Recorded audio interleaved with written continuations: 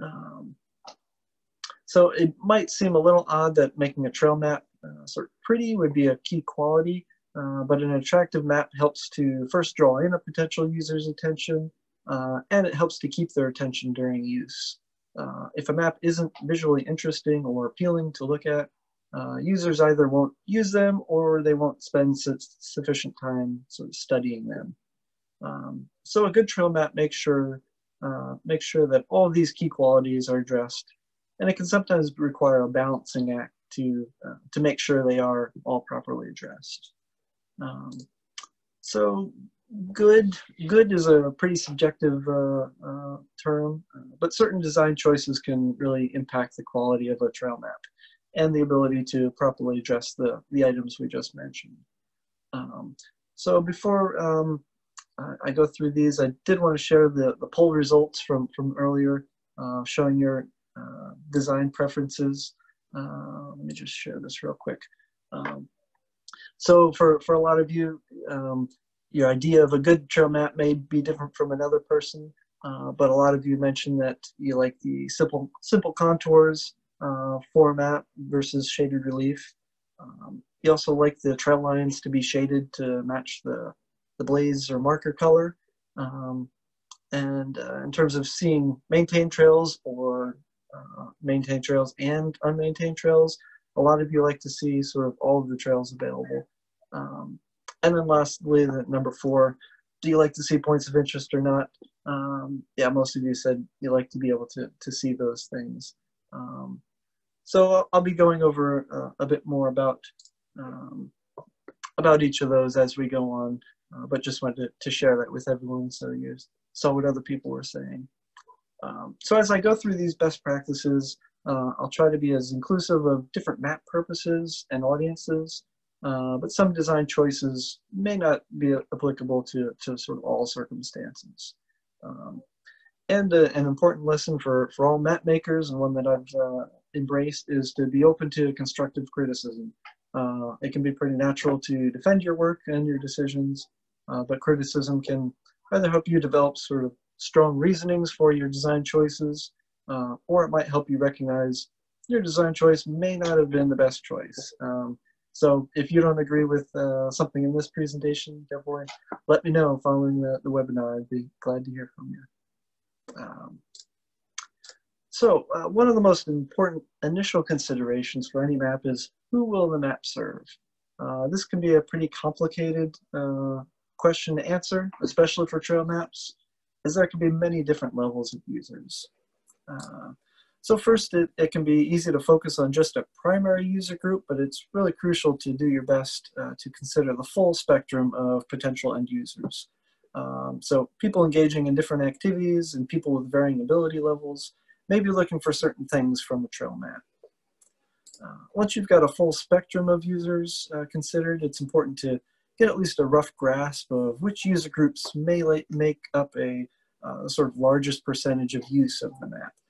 So for example, if a park contains 20 miles of well-used foot trails and a 1-mile mountain bike loop, a trail map should certainly address the needs of hikers as well as bikers, but based on a much higher percentage of anticipated use by hikers, the map might be weighted more towards the needs of those hikers in that user group.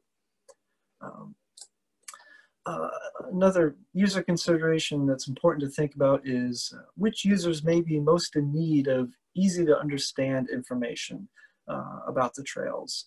And this may sometimes result in a map being tailored more towards the needs of a smaller user group.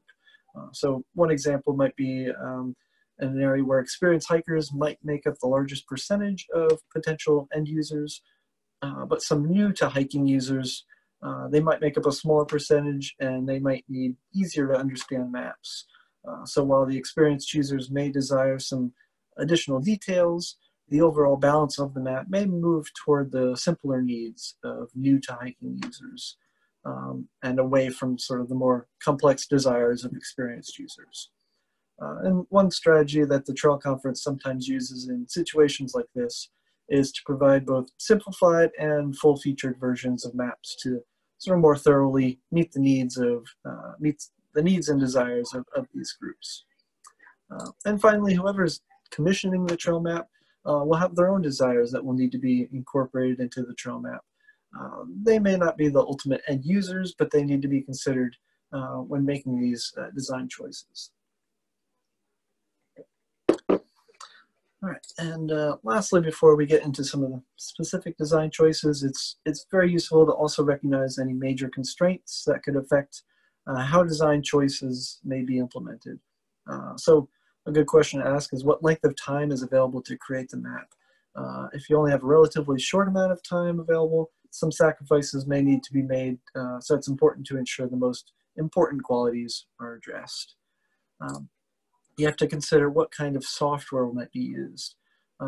Good trail maps can be produced with many different kinds of software, but certain workflows make it easier to achieve a quality trail map. For example, a direct export from something like Google Earth may be very easy to do, but it may have more design deficiencies than a map produced by Adobe Illustrator. Of course, software alone doesn't determine the quality of a trail map, as bad maps can certainly still be created, even if using the most comprehensive design software. And finally, for trail maps, it's important to consider what the breakdown might be of available trail data versus data that might need to be collected. This includes the trail routes themselves, as well as things like access points or other points of interest along the trails. If much of the trail data is not available, it may mean that more time would need to be spent doing data collection, and less time may be devoted to map design and creation. So now that we've gone through some of these initial trail map considerations, let's get into the maps themselves, and we're going to start with the map critique that I'll ask all of you to help me out with. And the next slide, there's going to be a full screen trail map, and I'm looking for things from your perspective, opinion, that you think don't work with the map, especially things that may be distracting or make parts of the map maybe more difficult to read or understand.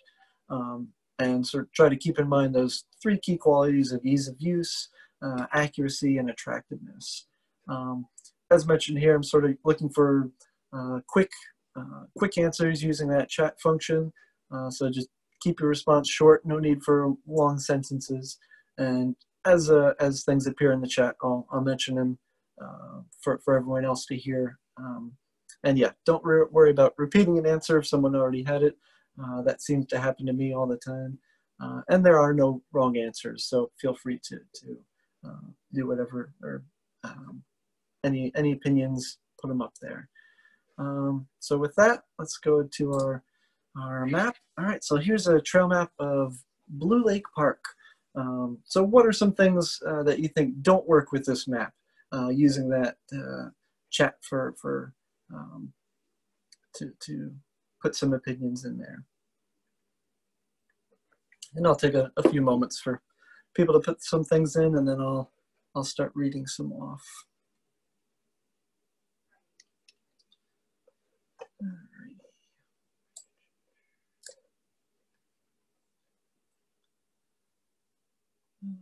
right. Getting lots of great answers here. Thank you for your participation. So yeah, just starting through, you can continue putting things in the chat there. I'll start going through some of our notes here. So a couple people had said, yeah, there's too many colors. There's a large spectrum of colors used throughout the map. There's no map compass settings. You might see here that there's a compass rose, but it doesn't really say what way north is, and it's not really a good idea to just assume that north is up. What else here? Our contour lines get lost in the yellow shaded area. Yeah, the mix of the colors doesn't work that well. There's no scale on this map, that's correct. The contour lines should be shaded a different color. Yeah, especially with those yellow areas, it does get all sort of mixed up. Missing elevation, yeah, we show contour lines, but there's no information about what that means. Looks nice, but it can be hard to read. So yeah, some of the use of color and things can be an attractive way of getting information across. But if it's hard to read, that sort of negates all of that.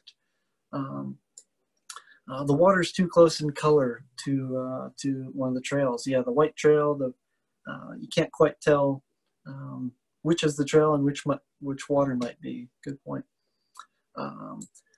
Oh yeah, I like this one. So there's a parking area here, but there's no road leading to it, so you sort of have to just guess how you get to that. Good question. There's no legend for the icons. The contour lines are pixelated. Yeah, it's a pretty jagged rendering of the map. Good point. Colors conflict. There's no trail distances. So yeah, what if you're colorblind? Great question, and we'll be going into that a little bit later. But yeah, you got to think about what some of those implications are. And just a few more here. So yeah, you've got to look at the trail code colors. You have to look between the legend and the map to figure out the trail names. There's a pretty small font size, especially for some of these places. If you see this, whoop, as I go back here, this Wild Boar River over here, you probably might not be able to make out that. Yeah, having text that you can actually read would be a good thing. All right, so that was perfect. That was just the sort of feedback we're looking to get with this, and so we sort of explore what makes a good map and what are some things that could be improved with a map like this. So one thing I'll note is that I did create this trail map to intentionally have a lot of these poor design choices. So it uses a sort of conglomeration of various maps I've experienced that most of the maps sort of have a good sort of mix of both good and bad map designs or design elements. So this was a map that I had fun creating from the ground up. All right, so thank you for that. We'll get into more critiquing in a little bit here. So now I'm going to go through some of the sort of broad style choices that are used on this critique map and discuss some things to consider for each of those. All right. So let's start with realism. Realism describes a style of map that sort of uses a combination of shaded relief, land cover classes, and potentially some sort of 3D oblique viewing angles to present a more realistic looking landscape. When this is done very carefully and effectively, the style can really be attractive, but it can be very time intensive to do correctly. When not done carefully, this style can negatively affect the ease of use and how well it can be read. And for use out on the trails, some users do find this style to be more helpful, while some find it to be less helpful. So a simple topographic design sort of uses only faint contours to show the terrain. This simple design can be very attractive as well, in part due to its simplicity. And for use out on the trails, this is often easier for more users to read and understand, especially casual park visitors who may have a more difficult time making out or sort of making sense of the realistic background. There have been various research studies performed on user preferences and comparisons of effectiveness of different styles, but most of these are fairly specific, and it can be difficult to sort of pull out broader conclusions beyond what the study looked at in it pretty narrowly. But there have been at least some studies that seem to indicate while a majority of people may have indicated a preference for a realistic map at first, those people ultimately ended up being able to understand and use the simpler design better for navigating on the trails. All right, so with mapping software today, it's easier than ever to create shaded relief and other background information. In this instance, the background includes these 4 shades of land cover, shaded relief, the elevation contour lines, and even a wetland symbol fill.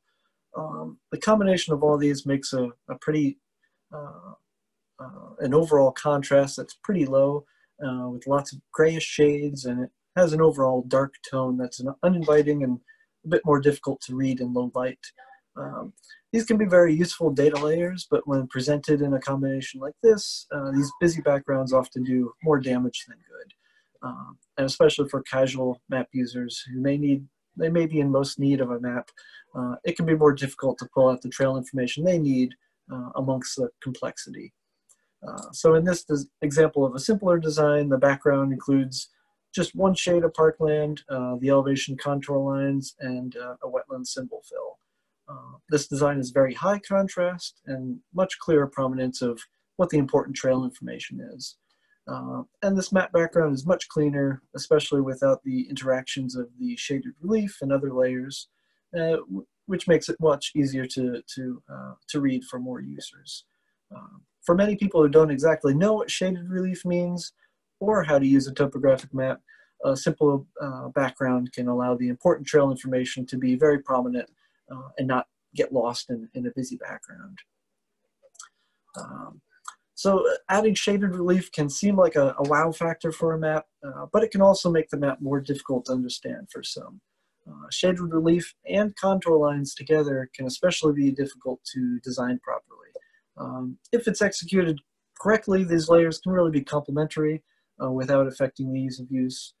But this is an art form that often takes a cartographer quite a lot of time to develop, and the basic outputs from GIS systems or other mapping software tend to be difficult to execute properly. So if it's not designed properly, novice users can be negatively impacted by a busy background, but also experienced users can be negatively impacted as they might be unable to easily reference the contour lines. So it seems to be a sort of fairly common misconception that contour lines are for experienced users while shaded relief is better for novice users. But it's important to consider that for many novice users, both can be difficult to interpret, and putting them together can be even worse. So the elevation information should be visible enough to benefit those who can interpret it, but not too prominent as to confuse those who cannot interpret it. If certain elevation-related information is important to convey to users, there may be other ways to address this on the map without making a sort of complex background. So visual hierarchy. This refers to the way map elements are designed to be most effective for their intended use. For a trail map, the trails should be the first thing a user notices. If a trail map's background or other elements sort of overpower the trail lines, then the primary focus becomes unclear and the map can be more difficult to use. A user's eyes should really first be drawn to the trail network, followed by other elements like the roads, the streams, the topography. And a prominent visual hierarchy can be established in many ways, but you can use high contrast colors, thick line widths, solid line styles, special symbols, different things like that. And in this map example, we've got a trail network of thick red lines that makes it really sort of pop out on the map. A common line style for trail lines is using a dashed line of some form, but this often pushes the trails down in the visual hierarchy, and the dashes and spaces between the dashes can sometimes not accurately show the finer details, such as switchbacks or junctions with other trails. So we found sort of a solid line style is often better at making the trail network really appear prominently compared to the dashed lines. So looking at the color palette, a more complex color palette, the more likely it is that certain colors will clash and not complement one another, or certain colors may be too similar to one another, and some of you mentioned that in the critique. This example map actually has about 30 different color shades, including some trail line colors that are pretty similar to one another. There's no clear association of color with a specific type of information, and while there are some light colors, again, the map has sort of an overall dark grayish tone to it.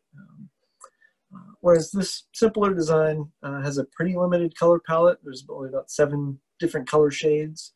And here there is a clear association of color with specific types of information, where you've got red is trail related, blue is water related, brown is topography related. You're able to pick up on those color cues pretty easily. And the map has a very inviting bright tone, so getting to some of that attractiveness, but also easy to use with high contrast and being bright. All right, just a couple more things in this section. So a legend. The legend and associated map elements are really important to include on all the maps. So in this example map, there was a legend box, but it was missing some items, including what the P means on the map. You can pretty much assume the parking, but it shouldn't be assumed in that way. Also no scale bar. The title box here, this Blue Lake Park, is placed in a way that covers up part of the park road that you need to access the area, which isn't a great thing. And yeah, as some of you had mentioned, the compass rose is missing a north arrow or any indication of direction. So making sure the legend box has all the information that should be there, there's a scale bar, and that the compass or compass rose clearly includes directional information is very important to include on the maps. And lastly, beyond the sort of actual map production, the way the map is saved or exported can greatly affect the quality of the map. So in this example map, there was a pretty basic ArcGIS map export that used poor export options that's produced these jagged contour lines, as was mentioned, some pretty blocky lakes and streams, and the wetland fill just looks like a bunch of scattered blue blocks. So if done correctly, quality maps can certainly be output from ArcGIS or other software by using higher output resolutions and retaining these vector lines as much as possible. So for this map produced in Adobe Illustrator, all the components are vector-based, which means if you continued zooming into this map, you continue seeing the smooth lines instead of jagged and blocky elements like in the map above. So that can really affect how easy it is to read for the user. All right, so considering all these pretty broad style choices, let's take a look at another map that's been teased on sort of the previous slides. And for this, if you can write a few things for things that you think do work with the map, sort of in lines with everything that was just mentioned there, but feel free to sort of note things that you think do work with this map of Blue Lake Park. So feel free to go ahead with the chat comments. And I'm going to grab some water real quick.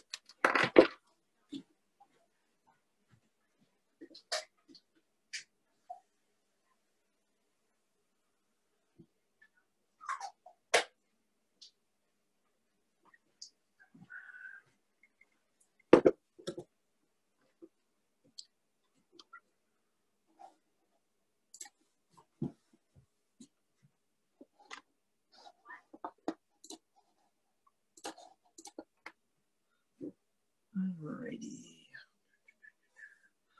All right, so a couple things here as you're typing in.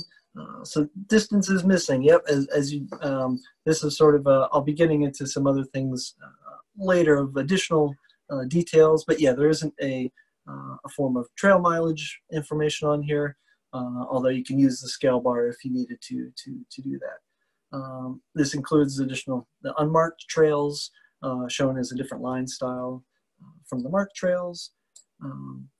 You've got color, the trail blaze or marker colors indicated directly on the trails with a letter, so you can see that information right away.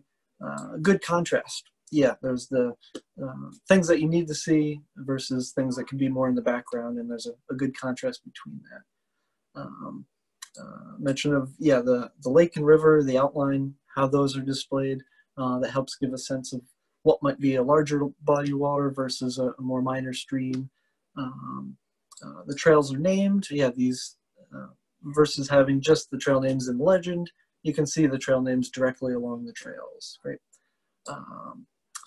So there's no scenic views, correct, yeah, there's one little one down at Blue Lake, but for the most part, this is missing a lot of points of interest.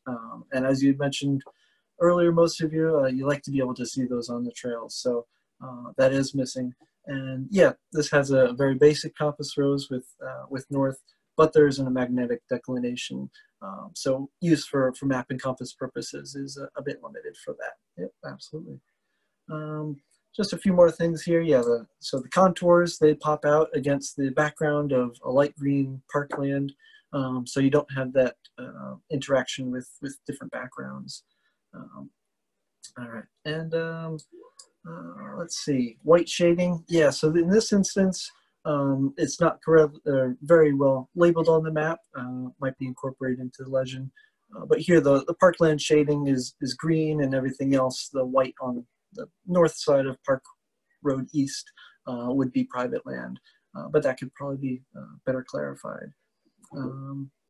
All right, yeah, so a few more, and yeah, have you ever thought of using tapered river lines to show wider rivers versus creeks and streams? So yeah, one thing we do try and do sometimes is for larger rivers, we might show a body of water like on the left side here where it's sort of a light blue cased by a darker blue border versus other smaller streams that's just a dark blue line by itself.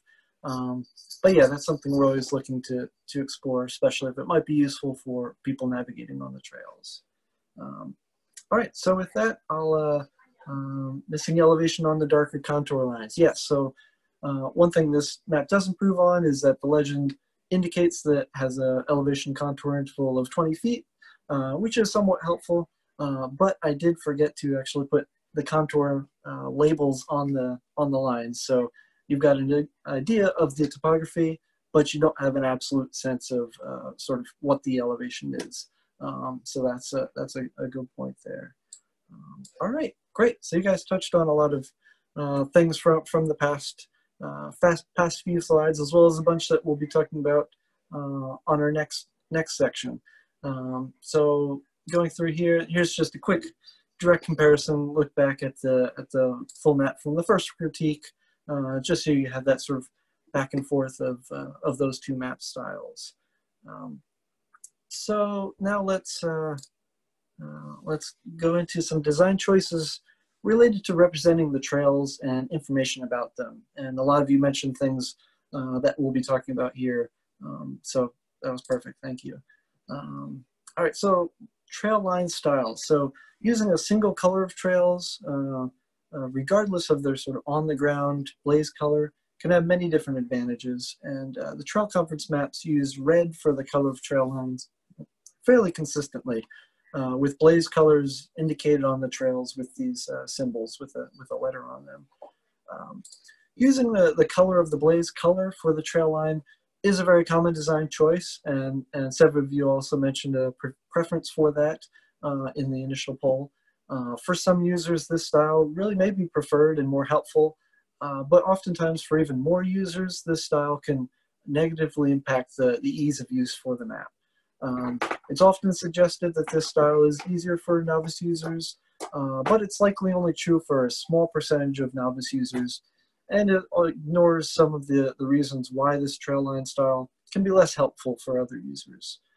So in the next 4 slides, I'll go through some of the specific reasons why any potential benefits of using these on-the-ground blaze colors can often be outweighed by some negative impacts. So first, yeah, as was mentioned, vision issues. So up to 8% of men, primarily of North European descent, have some form of color blindness. This map here is a simulated example of how the map may look to someone with red-green color blindness. In addition to that, over 90% of people over the age of 65 have a cataract, which can produce faded or washed out colors. So a consistent trail line color and consistent blaze color symbol both provide easy reference for all users. In this example, the red trail line and the associated blaze color symbols, they no longer appear red, but they still remain prominent and can be easily understood as being the trail network, and you can use those blaze color symbols to reference what the color should be. For a map like this that uses just the blaze color for the line color, vision issues can really make the map very difficult or even impossible to use. Individuals with some form of impaired color vision are not able to accurately determine the color of the trail if they are colored with their blaze color. Some trails may look very similar to others, and in this case, there are some trails that even completely blend into the background and aren't even visible. So you may have a pretty hard time making out this one section of trail here that sort of blends in and is just as dark as the other contrast or the background. So for maps with no additional blaze color information, aside from the color of the line, the map can be entirely unusable by these users. Another reason for using a single color for trail lines relates to low light conditions. Users may encounter low light conditions in a variety of ways, such as when dusk approaches, in areas of thick forest canopy, during inclement weather, and even at kiosks, where the roof of a kiosk structure can sort of contribute toward low light conditions.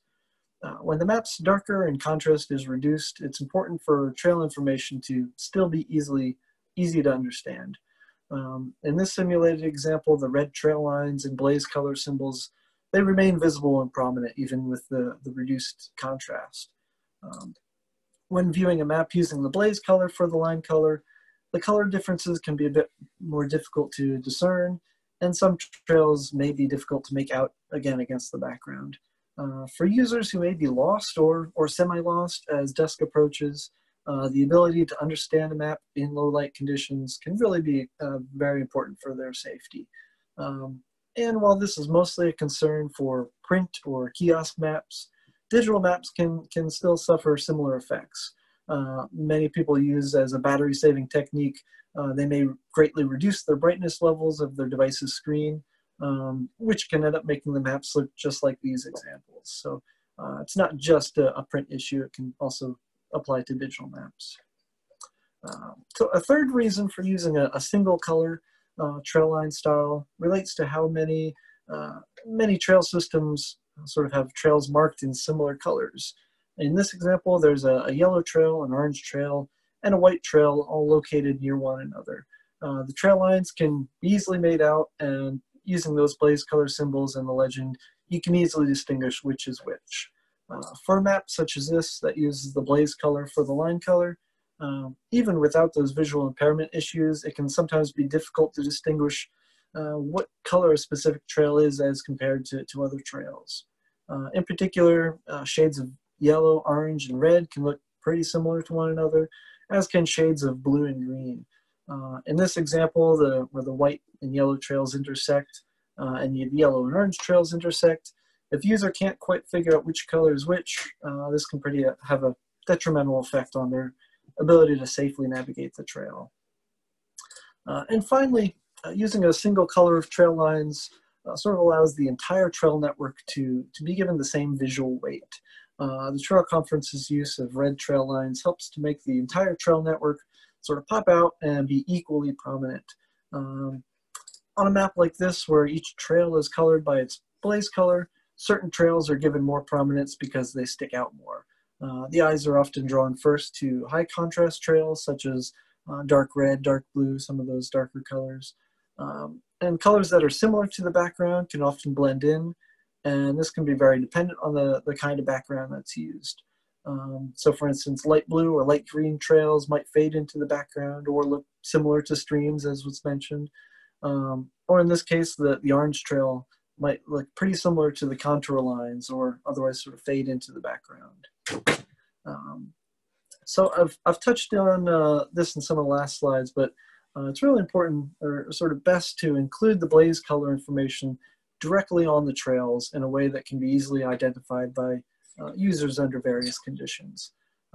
We've used these oval symbols as our primary blaze color symbols from the very beginning, and actually the early 1930s maps from Bill Heffernan used this sort of blaze color symbol in a circle. So we've stuck with that and think it's a great way to get that information across. For maps like this example that don't write the blaze color anywhere on the map, it can really be difficult to use based on the reasons that were just mentioned. Now some maps may write out the color of the trail in the legend, and while this is better than not including the blaze color text at all, trying to minimize the need for a user to move back and forth between the map and the legend is best. And similar to the blaze color symbols, it's beneficial to users to place the trail name labels directly along the trails in the map. The combination of blaze color symbols and trail name labels in this map here allow a user to read the map without needing to constantly reference the legend. In this map, we actually have some examples. It's cut off on this snippet here, but the trail names are inconsistently labeled, and most either have just have their trail name label in the legend itself. This can be a pretty frustrating user experience if you have to go back and forth between the legend and the map to figure out the colors and the names and everything like that. So trying to minimize that as much as possible is ideal.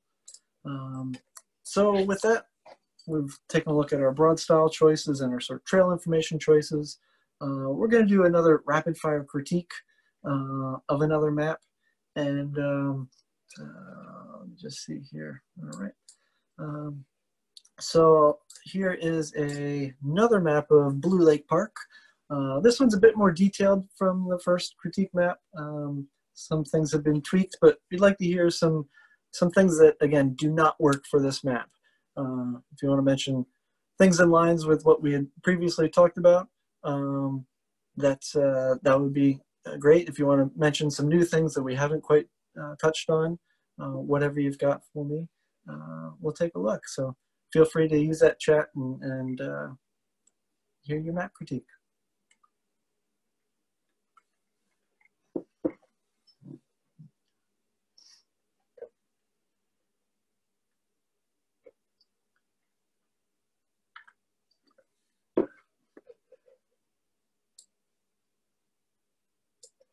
And I will say, just while you're filling these out, it was a lot of fun making these sort of quote-unquote bad trail maps. Yeah, these aren't actual maps, but a way to sort of combine different bad design elements into one single map. So just keep that in mind. All right, so I'll start to go through some of these as you work on these critiques. So yeah, dashed lines make it difficult to read. Yeah, the trails on this map are all shown with these dashed lines.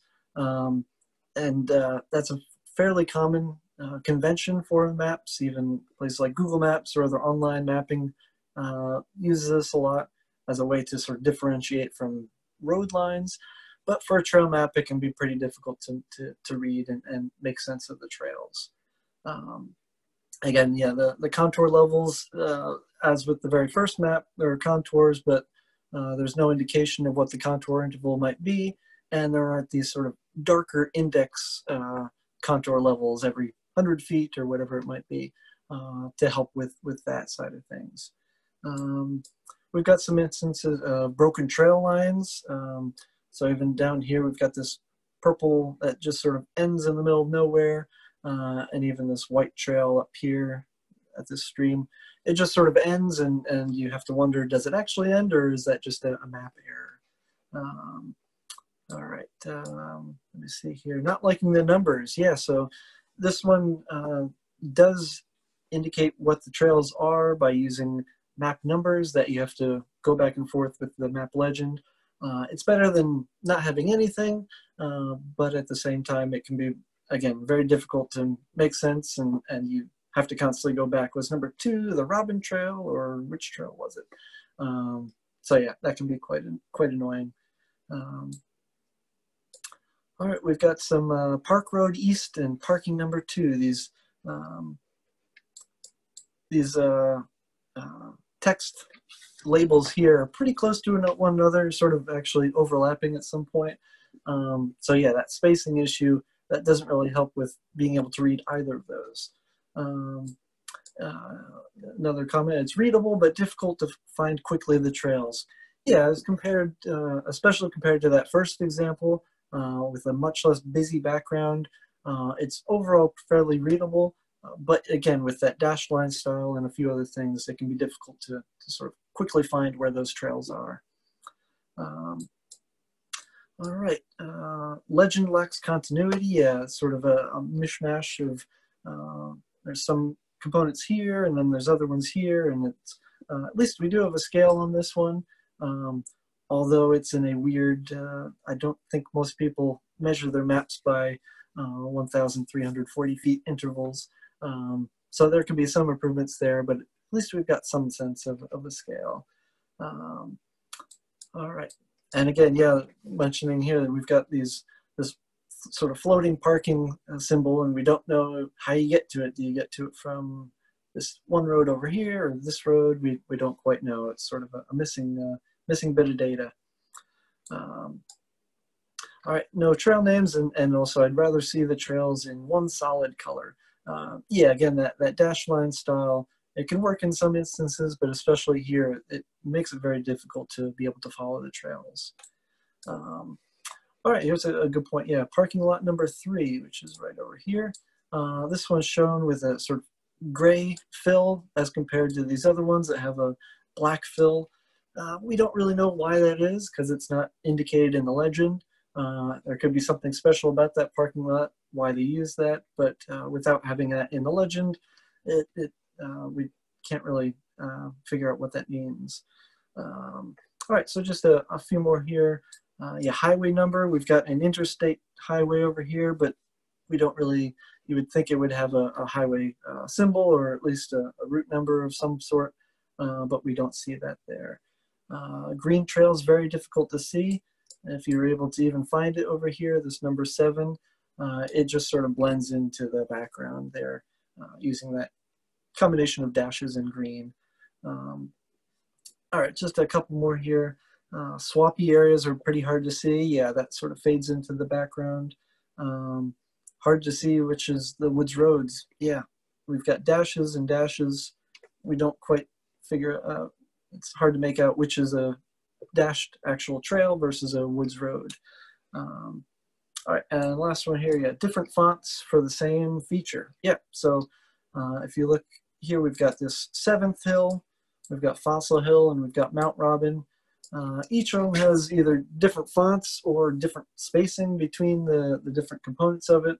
Mount Robin is even located over here, and it's not quite sure if that means here or here. So yeah, paying attention to the fonts and placement can have a big impact there. So yeah, perfect. Lots of great ideas there, and I'll go through a few more of these as we go through our next section. But that was just what I was looking for critique there. So this last section, we're going to take a look at the importance of sort of paying attention to the finer details. So the idea of don't sweat the small stuff, I think it's a great principle to help sort of make sure you don't lose sight of a bigger picture. And it could be easy to get bogged down by minute details. But for trail maps, the small stuff can sometimes be quite important. And a little sweat and being meticulous can go a long way toward producing a quality trail map. It can certainly be inefficient to obsess over tiny details, so it's important to recognize when putting too much time into some details ends up becoming sort of counterproductive. So a map user is putting their trust in a map to help guide them, and this is especially true for trail maps. Every flaw or little mistake that a user notices decreases their trust in the map. And with enough flaws, a user might lose confidence in the map entirely. When it comes to trail maps, people likely sort of take for granted all the stuff that is correct, but 1 or 2 small errors can often turn someone's judgment fairly quickly. A trail map doesn't need to aim for perfection, but easily recognizable errors and design choices should be avoided as much as possible. And as the old trail map adage goes, you can show 99 things right on a trail map, but all people will remember is the one thing you did wrong.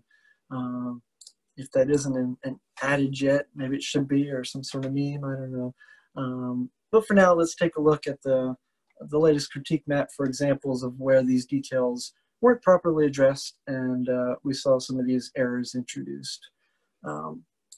So starting with, before we get to the finer details, let's see how this new map sort of addresses some of the trail information choices we had discussed. So this map uses these dashed lines for the trails, which can put them in a lower visual hierarchy with the rest of the map. And as some of you had mentioned with the dashed lines and some of the line color choices, there are sections of trails like this green one that are very difficult to make out. In contrast, this map here uses these red solid lines to sort of help this green trail pop out and not get lost against the background. And this was discussed previously as well, but wanted to take another look at the vision issues for this new critique map, especially related to color blindness. For this new map, the background is a little less busy, and there's a lighter overall tone, which is great. But still, without some of these blaze color identification, the map isn't readable by a user with vision issues.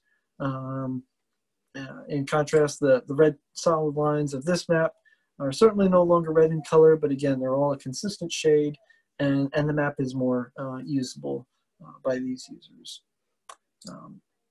And as mentioned previously, it's best to be able to label trail names directly along the trails if necessary, or sorry, if possible. In this instance, yeah, as you had mentioned, the trail names aren't directly on the trails, but there's an ID number that links them to the legend. Again, this creates a pretty frustrating user experience where a user has to sort of go back and forth between the map and the legend. So here, all the trail name labels are placed directly along the trails, so a user doesn't need to keep referencing the legend for this information. All right, so in many trail systems, it can be pretty common for certain sections of trail to be co-aligned with other sections. This can sometimes be a result of different loops or other trails within a single park, or it can occur when a long distance trail sort of goes through a park along with other existing trails.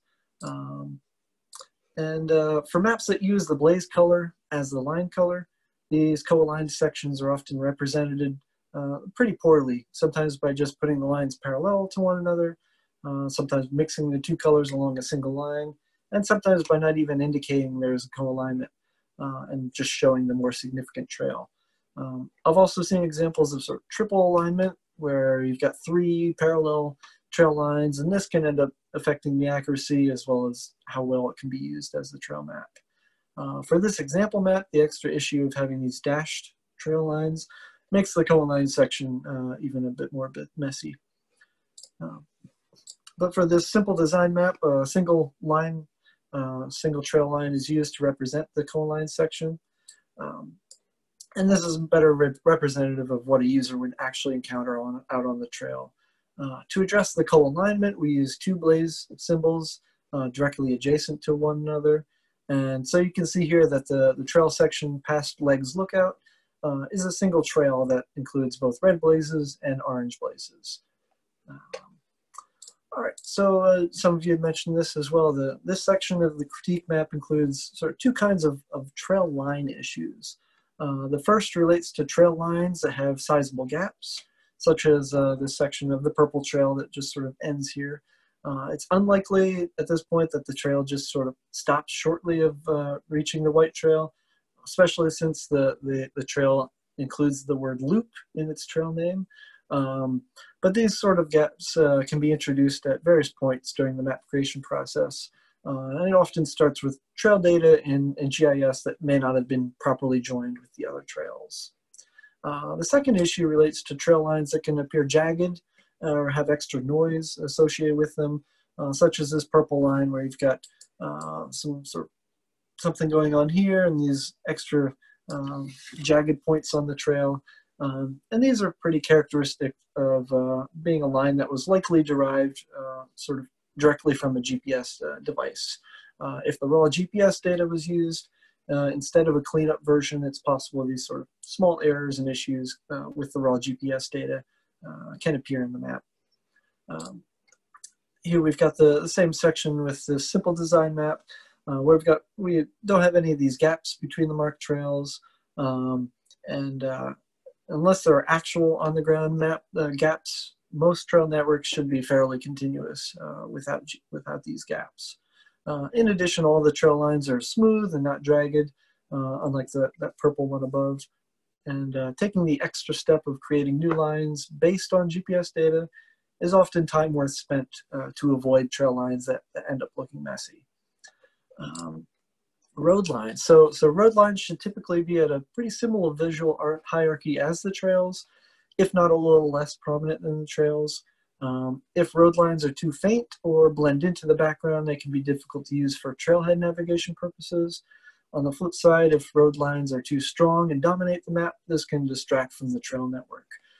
So in this example, the road lines are maybe a bit too thick compared to the trail lines, and it sort of overweighs the trail map side. In addition, it's often helpful to vary the thickness of the road lines based on their state, county, or their local designations. So in this example map, we've got roads at a similar visual hierarchy as the trails, and we do also show smaller roads with a thinner line width. And this is a good place to point out things like publicly available data. So where publicly available road line information may be available and it can be very helpful, it's often best to not entirely rely on these road lines without further checking. It's important to double check that roads shown on a trail map as drivable are actually open and drivable. And this is most significant for roads that might be used to reach sort of trailhead access points. So in this example here, there's a section of this Park Road East here that is actually sort of closed, and it's not a drivable road, which means that the parking area sort of closest to the lake can't be accessed from the same road as the other parking areas. So if someone using this top map were trying to get here and they encountered this section of trail and found it closed, they might be a bit discouraged or otherwise frustrated that they reached a dead end here and can't get to where they want to go.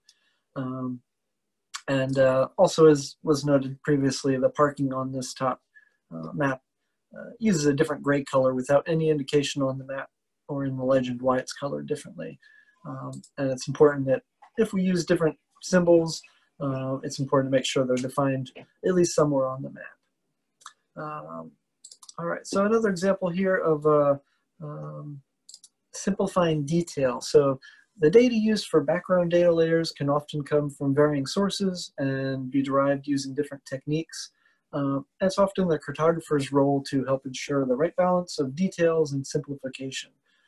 There should really be enough detail to satisfy the needs and desires of users, but not too much detail as to be distracting or make the map less useful.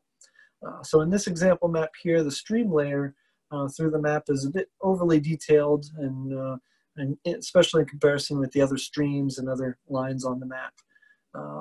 So on this sort of simple design map, the stream layer has been simplified. It's less distracting while still sort of maintaining its relation to the trail and where the trail would cross it.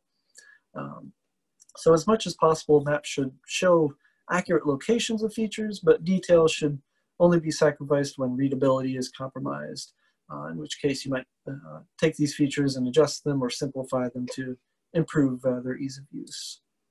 All right, so yeah, getting to points of interest. These can be very helpful for not only helping users identify sort of destinations to visit, but they can be really useful reference points throughout a hike. So in this example map, there is one point of interest, but it's just this one Jasper Falls on this lower left side. But we can see from the sort of this simple design map, it clearly shows there are a number of other named points of interest. And the points of interest for a map may vary depending on the potential users, but they're typically things that are something a trail user would be interested in stopping to experience, or they might be something that's useful for a navigational guide. However, when sort of adding these points of interest, it's also important to carefully consider how to place them in relation to the trails and other data layers. In this example, the black dot for Jasper Falls, it's shown along the yellow trail, but it's on the right side of the trail, while the stream is over here on the left side of the trail. And this map here more accurately shows the correct location along the stream, and it also shows a waterfall symbol, which is noted in the map legend. Looking at labels, moving to other labels, proper labeling can be a pretty time-intensive task. Sometimes automatic labeling in mapping software is used, but unfortunately the sort of perceived time saving of using automatic labeling is often counterbalanced by mistakes and labels placed in sort of visually unattractive ways. In this example here, the road names appear to be based on automatic labeling, where you've got some of these sections of road unknown, these overlapping trail names. There's an example here of Highway 246's slightly upside down. So yeah, all of these things together are not the greatest for the map user. In this example here, all of the labels and symbols have been manually placed. To give an example for some of our maps, my biggest map project of the Catskills contains nearly 6,000 text labels and symbols that have all been manually placed, often with fairly specific reasons of why they were placed in a certain area and making sure they don't conflict with other labels and features. So yeah, while not represented on these maps, automatic labeling of contour lines can often produce unattractive or less useful results, such as contours that are upside down or spaced in a way that isn't helpful for the user. So overall, if these sort of automatic labeling techniques are used, it's important to use the sort of latest techniques and to carefully check over the results for sort of glaring errors and big mistakes like what we see up there. All right, so just a few more examples of these details. Label style sharing, we talked about this with one of the critiques. Map readers, they can use different design components of similar features to help them read the map. And one common way to associate similar items is by using the same font or same color to represent similar features. So in this example, as I mentioned before, the three summits, Fossil Hill, Seventh Hill, and Mount Robin, they all appear different based on the font size, and even spacing between the words. And in addition, the labeling for Seventh Hill is the sort of same font as parking number 2. And it's sort of a confusing mix of labeling for these maps. So we found it sort of best to start with a design sort of standard or template that addresses as many potential features as possible, and use that to sort of develop some specific ways of separating out different kinds of information. If exceptions pop up, and they usually do, you can try to go back to the template and resolve it there rather than developing sort of one-off single map exceptions. So on this simple design map, we've got specific fonts and font sizes that are used for each element. And again, the red color is used almost exclusively for trail information. So that sort of allows the user to subconsciously associate red on our maps with trail components. And that can be the trail names, the blaze symbols. On some of our maps, our trail mileage numbers are in red. So it's all about sort of making sure everything shares that same style. And lastly, spelling errors. They can be very detrimental to a map. They can be very easily spotted by users, and it quickly erodes a user's trust in a map. So just a few examples in this one. We've got this split stream, our intrastate highway, an extra L in our Jasper Falls label, and a few mistakes in our legend where we've got the Blue Lake Loop, but we also have the Rock Over Loop trail. That should probably be the Overlook trail, stone walls. These sort of small examples are very easy for people to pick up and can make them less confident in the overall map. So as one final note about best practices when producing a trail map, it's best to develop some sort of planned update strategy. Trail users are often pretty amazed at how often we update our maps to keep up with trail changes, but trails really do change all the time. And so for most of our maps, we try to refresh on a 2 to 4 year cycle. And if maps haven't been refreshed in more than 4 years, there's a pretty good chance that something may not be represented correctly. So with that, here's our last sort of quick critique. We'll take one last look at this map, and if you want to mention some things that do work with this map, this has been teased everywhere else, but this is one last map of this Blue Lake Park. So if you want to quickly type up in the chat a few other examples of things that do work, either that we just discussed or from previously. Appreciate your help.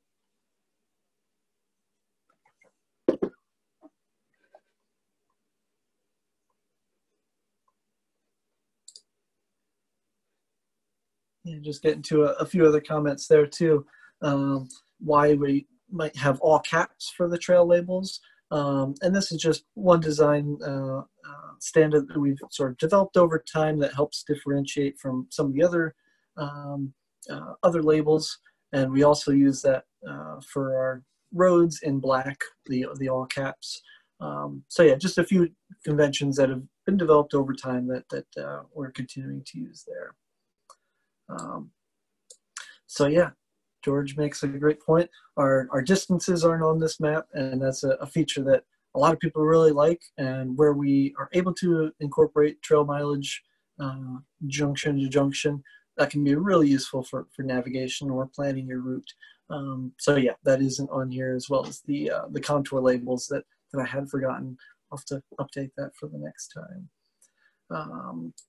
So yeah, good identification of the points of interest, and I think it's useful to recognize that these can be places where people want to go and be destinations, but they're all also great for when you're out on the trails and you've gotten to a certain point. You're able to use those as a frame of reference for, all right, how much further is it to the next trail intersection or things like that. Oftentimes I've seen maps where they've got the trail network shown well, but without labeling sort of points of interest along the trails, it's not as useful as it could be.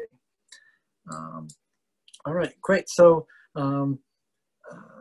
with that, let me just do a quick sort of recap of these best practices. So trail maps are often a necessary component of a safe and enjoyable trail experience. But really, to ensure that a trail map becomes a trusted and quality map, several design choices should be carefully considered. Trail maps especially should address the key qualities of ease of use, accuracy, and attractiveness. And while initially designing a map, it's really best to understand the full spectrum of potential end users and their likely desires for map features. You should consider broad style designs for the overall map style that ensure the key qualities are achieved. And you should choose trail information styles that make the trail network prominent and easily understandable. And lastly, paying attention to the finer details is very helpful and useful. Avoiding errors that can erode user trust in the map is definitely important to keep in mind. So a few notes here. The maps are really produced, as I mentioned, through the efforts of many volunteers throughout the process. Our publications committee is always looking for volunteers to help with our maps, our books, and our publications in general. So if you've got any interest or might have different skill sets that might be useful, definitely get in contact with us. You can respond back to the confirmation email you got, or we'll be following up with additional things after this webinar. So definitely don't hesitate if you think you might have an interest. And then also we've got, during this time, we've got this Recovery and Response Fund that I wanted to tell you about. And this is a sort of new, innovative way that we're creatively and proactively responding to the needs of our parks and the trails right now to ensure the safe outdoor experiences. So our plan right now calls for sort of these series of online webinars that you guys are attending right now, as we really want to engage and train our volunteer force on best practices and continue reaching out to the public and our park partners and everyone to keep them engaged. We're also informing and motivating our state officials with data on the impact that COVID-19 has had and is continuing to have on our parks and the trails. And we're also enhancing our digital platform to equip members, community leaders, schools, partners, and the public with essential trail resources they need to operate as smoothly as possible. So we really need your support now more than ever, and definitely consider supporting us with a gift. You can check out our website right on the front page, or nynjtc.org/recovery to learn more about that. So with that, thank you again for tuning in today. If you'd like to post a question up in the chat, I'll take a look at that and do my best to answer. I'm also going to post one last quick exit poll where I'd love to get your rating of this webinar and see what you thought about that. So I apologize if I interrupt the posting of your question. If you could enter that really quickly, I'd appreciate that. And again, if you have other feedback, please feel free to reply back to the event confirmation email you received, and or reach out to us in other ways. So with that, thank you very much, and I'll take a look at questions as we go through here. If you're not sticking around for the questions, enjoy your afternoon, and hope to see you out on the trail soon. All right.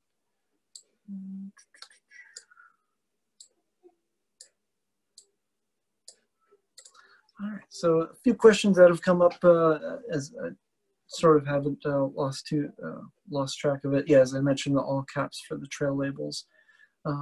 Would be a benefit for the grid lines for compass orientation. Yeah, so on those example maps, having those grid lines or additional forms of information besides just a basic compass rose can be really helpful for map and compass navigation on trail or off trail. So yeah, that's something that we try to include on maps where possible, and that's a great point there. All right, so Glenn mentioned, is there any way of using QR codes on maps? Yeah, so this is one thing that we have been exploring, especially as we've made available these maps on the Events and Maps app. This allows us to sort of use these QR codes either directly on the maps or at kiosk signage, where we can get people to download our maps right there before they go out, and be able to explore with that if they didn't prepare ahead of time in getting a map. So yeah, we're always looking at ways that we can use those QR codes or other links or other information to get maps out to people in that way. All right, one question here. What software do you use for manual placement of the labels? So all of our maps are produced in Adobe Illustrator. We do use ArcGIS and Esri GIS products before that to sort of organize the data and put all the data together and make it ready for the map. But the actual maps are created in Adobe Illustrator. And to do that, we also use a plugin by Avenza, the same developer as the Avenza Maps app.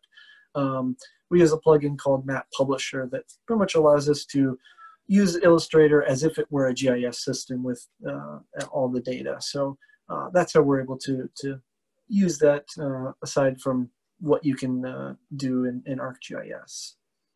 Another question here about good websites to be able to see and download topographic maps. So yeah, there's a wealth of information out there from the USGS topo maps, where they've got most all of their topographic quad maps available for viewing or download online.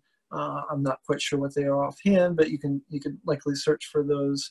And also within Avenza Maps, the app, you can likely find, I believe at this point, free downloads of pretty much all the USGS topographic quad maps there as well. So that's a great resource where you can view it and also use your device's GPS capabilities in combination with the topo map.